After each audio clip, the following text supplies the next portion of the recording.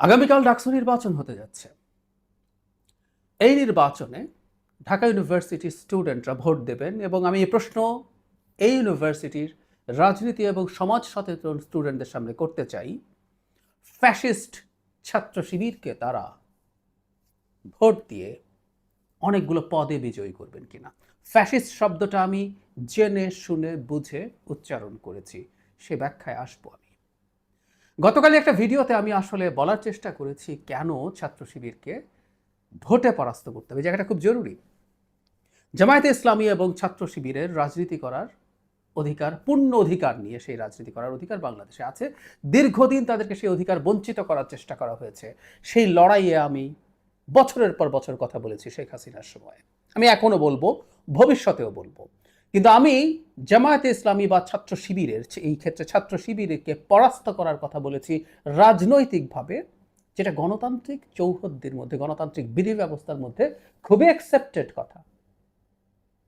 কিন্তু অবিশ্বাস্যভাবে মারাত্মক সব কুৎসা রটনা হলো আমার গত ভিডিওর নিচে, যে কেউ গিয়ে দেখতে পারে। এটা নতুন না, যখনই আমি জামায়াতে ইসলামী নিয়ে কোনো কথা বলি, আমার নিজস্ব একটা অবস্থান আছে এই দলটা নিয়ে, রাজনৈতিক মতাদর্শিক অবস্থান, বহুবার বলেছি। আমি আবারও আজকে একটু বিস্তারিত বলতে চাই। সেটার নিচে অকথ্য গালিগালাজ, কুৎসিত কথাবার্তা। মজার ব্যাপার, এই কাজগুলো করছে দুটো দল, দুটো আসলে একই দলেরই দুটো শাখা। একটা হলো জামায়াতে ইসলামী বাংলাদেশ, এর সাথে ইসলাম শব্দ আছে, আবার ইসলামী ছাত্র শিবির, ইসলাম নাম নিয়ে এই গালিগালাজ করাই তাদের প্রধান কাজ হয়ে দাঁড়ায়। খুব খুশি হতাম যদি দেখতাম আমার এই মন্তব্যেও শত শত বা হাজারের বেশি মন্তব্য হচ্ছে, কিছু মন্তব্য অন্তত একটু যুক্তি দেওয়ার চেষ্টা, একটু ডিবেটের চেষ্টা, যেটা আমি বলেছি সেটা নিয়ে। না, তারা সেটা করবেন না। এবং একটা খুব বাজে প্রবণতা আছে, এই কথাটা একটু বলা দরকার, আগেও বলেছি আবারও বলছি।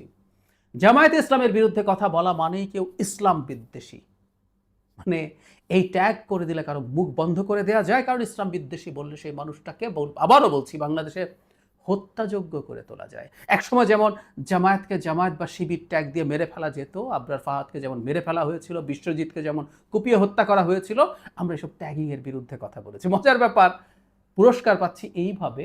আজকে জামাত শিবির আমাকে ইসলাম বিদ্বেষী ট্যাগ দিচ্ছে যাতে আমাকে হত্যাযোগ্য করে তোলা যায়।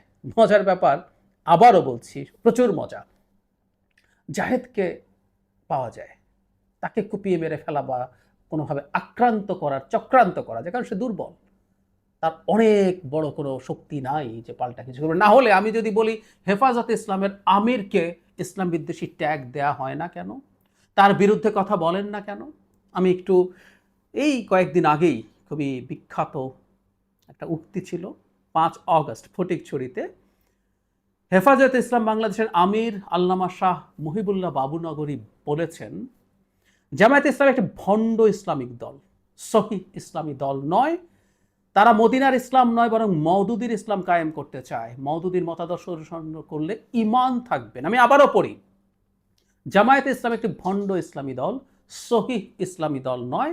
তারা মদিনার ইসলাম নয়, বরং মওদুদির ইসলাম কায়েম করতে চায়। মওদুদির মতাদর্শ অনুসরণ করলে ঈমান থাকবে না।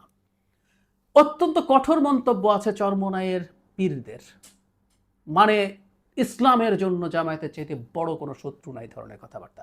আচ্ছা, এই যে হেফাজতের আমির, অত্যন্ত বড় একটা পজিশন, খুবই বড় আলেম, তো উনি যখন জামাতকে এটা বলছে, উনিও তো ইসলাম বিদ্বেষী, কারণ জামাতের ইসলামের সাথে যে ইসলাম আছে এটাই প্রধান ইসলাম, জামাতের সব বিরোধিতা করা মানেই ইসলাম। উনি ভণ্ড বলছেন এবং এটা করে ইসলাম না বলছেন, তার বিরুদ্ধে বলা হয় না, কারণ হেফাজতের বিরাট শক্তি আছে, ওর সাথে সংঘাত লাগার হ্যাডাম জামাতের নাই, শিবিরেরও নাই। আমরা বুঝি ইসলামী আন্দোলনেরও বিরাট সংগঠন আছে, তাদেরকেও সেই ট্যাগ করতে যাচ্ছেন না, কারণ ওই হ্যাডাম তাদের নাই, ওটা লাগতে গেলে তাদের ঝামেলা আছে, বুঝি। আমি খুব অবাক হয়ে যাই একটা জিনিস, যে কারণে বলছি এটা একটা ফ্যাসিস্ট সংগঠন। মানে এই দেশের সব মানুষকে কি জামাত বা শিবিরকে সমর্থন করতে হবে? কেন? একটা গণতান্ত্রিক দেশে কেন সেটা করতে হবে? আপনি যদি অতি ভালো কিছুও হয়ে থাকেন, অতি ভালো কিছুও হয়ে থাকেন, আপনাকে কেন সমর্থন করতে হবে? কারণ যদি মনে হয় আমি সমর্থন করবো না, করবো না। This is what democracy is. ৭০-এর নির্বাচনে, এটা অবশ্য জামাত এই যুক্তি নেবে না, তারপর আমি যারা জামাত নন, শিবির নন, তাদেরকে বলছি, ৭০-এর নির্বাচনে ৬ দফার ভিত্তিতে মুজিব যখন পাকিস্তানের প্রাইম মিনিস্টার হতে চাইলেন এবং ৬ দফার ভিত্তিতে একটা নতুন সংবিধান তৈরি করবে বললেন, বাস্তবে কি করতে, ইজ এ ডিফারেন্ট ডিবেট। এটা করার মাধ্যমে তিনি পূর্ব পাকিস্তানের শোষণ বঞ্চনা দূর করবেন, এইরকম একটা ভোটের ক্যাম্পেইন করলেন। সেই ভোটে অবিশ্বাস্য ফল হলো। বলা হচ্ছিল ওই নির্বাচনে কলা গাছ দাঁড়িয়ে কলা গাছ জিতে গেছে। পূর্ব পাকিস্তানের কথা বলছি।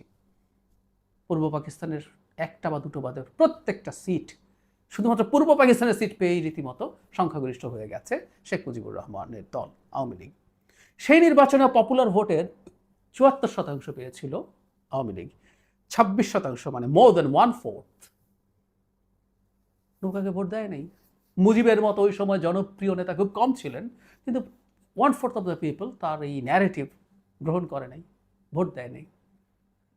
আমি অবাক হয়ে যে আমাদের মনে ক্ষোভ যে কেন তাদেরকে এই দেশের ১০০% মানুষ সমর্থন করে না, কেন করেন না, সে জবাব তারা খুঁজুন। কিন্তু এই ক্ষোভ থাকলেও না, গণতান্ত্রিক ব্যবস্থা এটাকে সামলে নিতে হবে।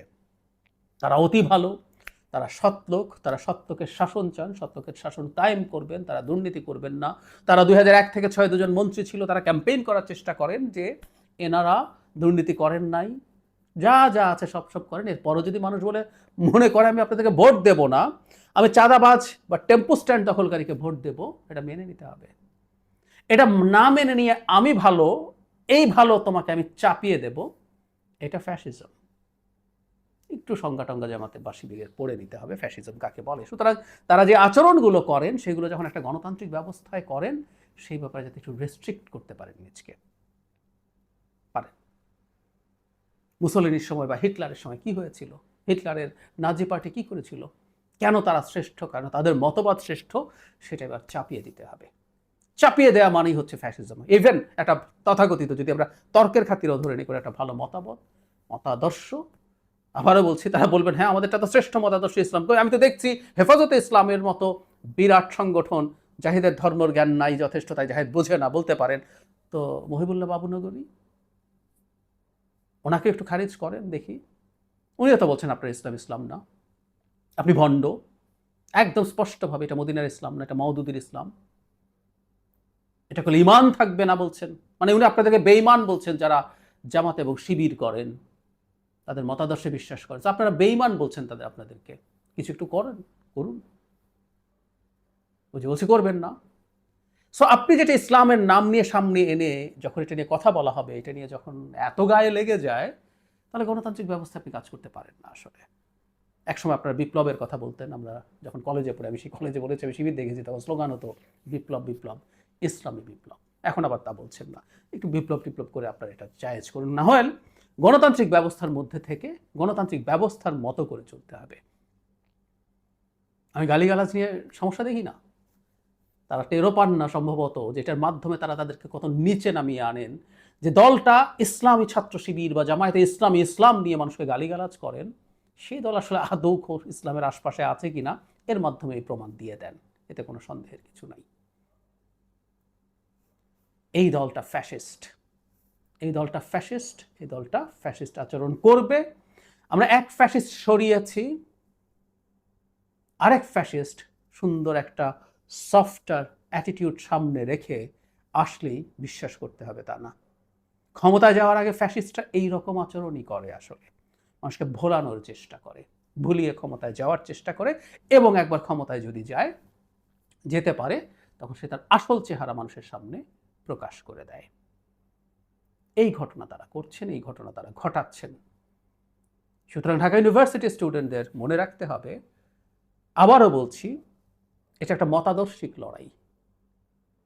যারা নির্বাচন করছেন ব্যক্তিগতভাবে তাদেরকে কাউকে ভালো লাগতেও পারে, কিন্তু তারা মনে রাখবেন তারা আসলে একটা মতাদর্শকে ভোট দিচ্ছেন। তাদের ভোটে যদি এনারা জিতে যান, এদেশের স্বাধীনতা, এদেশের জন্ম হওয়ার সময় যারা সব রকমভাবে বিরোধিতা করেছেন, তাদের মতাদর্শকে জিতিয়ে দেওয়া হয়।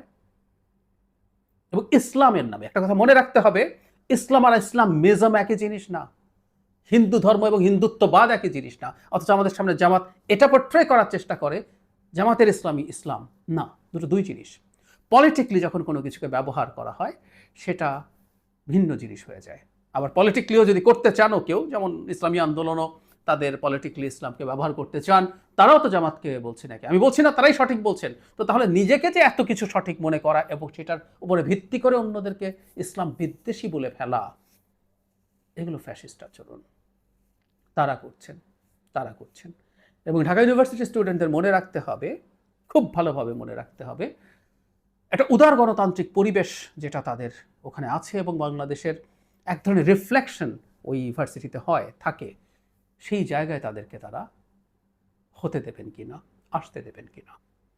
আবারও বলছি, বিষয়টা পলিটিক্যাল।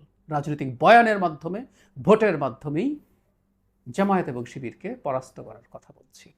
তাদের রাজনৈতিক অধিকার, আবারও বলে রাখি, আপনাদের সব গালিগালাজের পরও যদি কোনোদিন দেখি জামায়াত এবং শিবিরের উপরে কোনো অন্যায় হচ্ছে, তাদের পলিটিক্যাল বা সিভিল রাইটস বা হিউম্যান রাইটস লঙ্ঘিত হচ্ছে, সবার আগে যে কজন মানুষ প্রতিবাদ করবে, সেটা নিয়ে কথা বলবে, আমি তাদের মধ্যে থাকব। আমার পুরনো ট্র্যাক রেকর্ড আছে, যে কেউ দেখতে পারেন। কিন্তু মজাটা হচ্ছে, এনারা এতটাই ফ্যাসিস্ট মেন্টালিটির, ওই অতীত তাদের মনে থাকে না।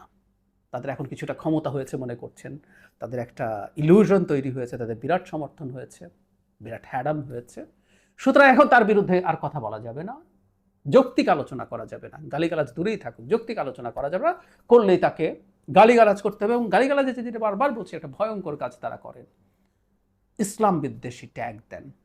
এটার উদ্দেশ্য খুব ভয়ঙ্কর। আপনি মানুষকে হত্যাযজ্ঞ করে তুলতে চান। এই বিভৎস রাজনীতির বাংলাদেশের মাটিতে কিভাবে চলবে, এটা জনগণকে সিদ্ধান্ত নিতে হবে। আবারও বলছি, সেটা পলিটিক্যালি এবং ভোটের মাধ্যমে।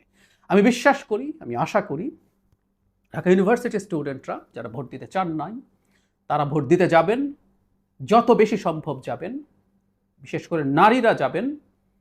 আপনাদের নারীদের জন্য একটা স্মুথ পরিবেশ থাকা বা অন্যরাও ক্যাম্পাসে একটা লিবারেল গণতান্ত্রিক চর্চা থাকা, সংস্কৃতির চর্চা থাকা নিশ্চিত করার জন্য